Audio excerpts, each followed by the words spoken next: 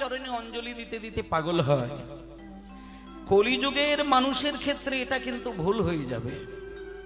কারণ এটা তো কলিযুগের মানুষ আমরা, আর কলিযুগের মানুষের ক্ষেত্রে একমাত্র তুমি কালী পুজো করো, দুর্গা পুজো করো, জগদ্ধাত্রী পুজো করো, হ্যাঁ, কৃষ্ণ পুজো করো, ব্রহ্মা পুজো করো, সত্যনারায়ণের সিন্নি দাও বা রামচন্দ্রের পুজো করো। কিন্তু যেহেতু কলিযুগের মানুষ আমরা, আমাদের কাছে প্রধান যিনি ভগবানের আসনে থাকবেন তিনি হলেন সচী মায়ের ছেলে নিমাই। কারণ নিমাইকে বাদ দিয়ে ভগবানের সেবা করা কলির মানুষের ক্ষেত্রে আমার মনে হয় অপরাধ হয়ে যায়।